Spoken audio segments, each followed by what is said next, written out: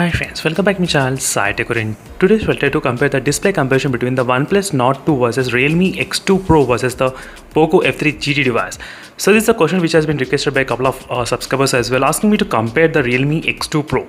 So which is 1.5-year-old mobile phone, but still the display of this phone is really good even right now in the 2021.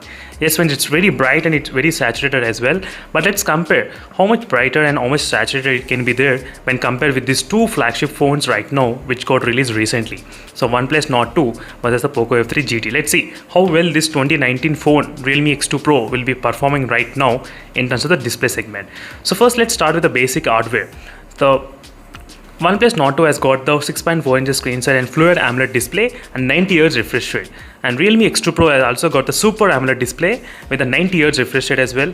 And whereas the Poco F3 GT has got the 10-bit color panel, which is 10-bit AMOLED panel and 6.67 inches screen size. So 6.5 inches, 6.4 inches, 6.67 inches, slightly different in terms of the screen size as well.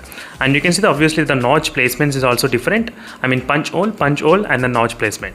These are the physical hardware differences which we can actually differentiate. Now let's take a look at the display settings. What are the color calibration methods each phone is implementing here?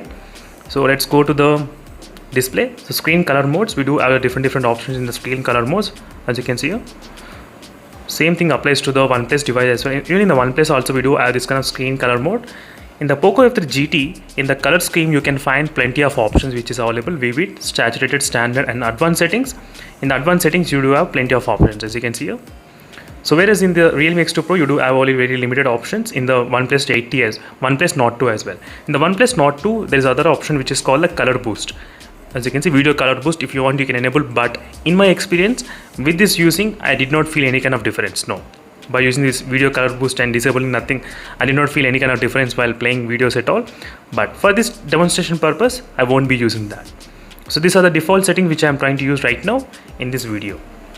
So third step is to show you the screen calibrations by displaying the colors, which phone is calibrated to what type of color level. That is what I'm going to exactly compare side by side.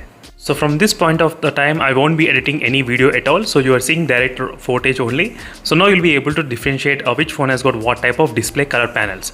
So in terms of the RGB colors and even the red, green, blue, all the colors I'll try to display during this process of demonstration. Let me just slightly increase the brightness in all the three smartphones to the maximum.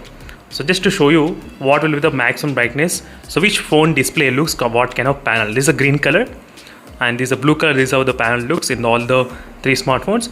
So for me overall it looks kind of close to each other, friends. Even the Realme X2 Pro, which is quite old phone, but still I did like this display, the Realme X2 Pro's display. Yes, from the beginning to till now I was never disappointed with the display in the Realme X2 Pro. No. As you can see, these are the differences. And at this full brightness in this kind of color, you are seeing the kind of slightly flickering happening a little bit in the OnePlus Nord 2, but not much, just a little bit. So this is with the studio lighting effect. Let me turn off the studio lighting effect. Let's see what happens without studio lighting effect much, with just normal lighting only.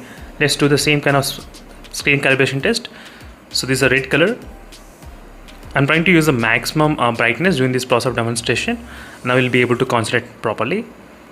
So this is another blue color, as you can see.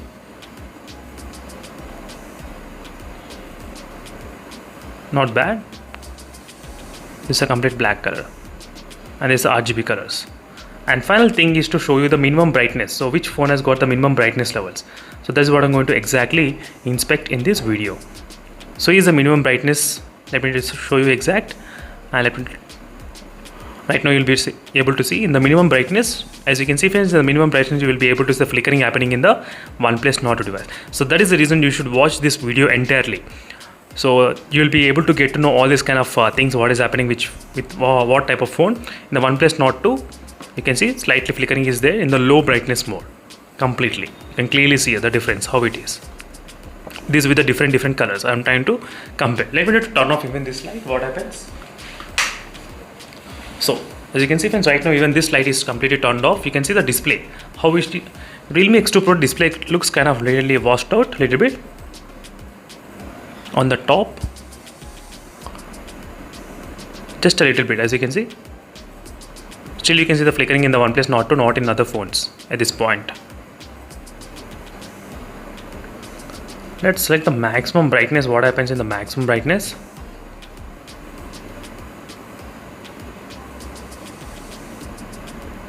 and without any kind of lighting I'm trying to do this kind of test. Now let's try to play the video.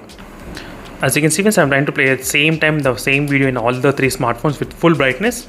So all three smartphones are completely enabled with the full brightness in complete dark environment. Now you are trying to see, so you can easily differentiate so which phone is what type of phone based upon this punch hole. So you can definitely see that. Let me try to bring all phones together, and now you will be able to see some kind of difference. Let me know in the comment section below which display you felt the best. So but for me, the Poco F3 GT looks slightly saturated, as you can see in this kind of tree segment. Exactly in this kind of tree area, looks kind of little bit kind of saturated. That's what I mean. And even the Realme X2 Pro looks kind of really good, even though it is got 3 years old. I mean 1.5 year old, not 3 years, sorry. But still, the display looks really good. As you can see, friends, comparing all phones displays on the viewing angles as well, you'll be able to see the viewing angles, how they are actually performing.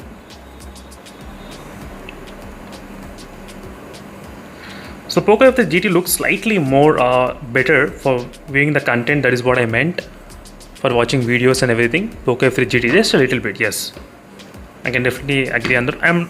So you will be able to notice this kind of difference only if you compare both phones side by side keeping. Otherwise you won't be able to notice this kind of difference huge.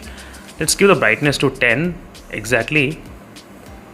So this is at the 10 brightness level. As you can see, the Oneplus Nord slightly became low. Now let me try to keep completely to 0 brightness level. So all the three smartphones are completely to 0. As you can see, 0 brightness level. Now let's observe what is happening with the display in this kind of 0 brightness levels. And the flickering you can see on the Oneplus Nord 2. The flickering is going on. The lines you can see, friends, right now. This is with the complete 0 brightness levels.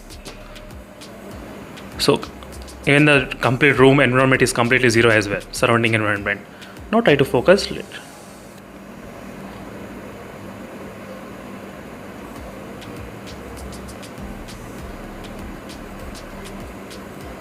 I want to increase the brightness little by little, but the flickering is, you can always see in the OnePlus Nord 2 device in terms of the flickering. When I decrease, as you can see, the brightness, as soon as I decrease the brightness, you will be able to see that kind of flickering is coming, as you can see. So one thing which I just mentioned. Let me turn on the studio lights and let's see what happens now. So this is with the studio lighting effect. Now you will be able to see it clearly.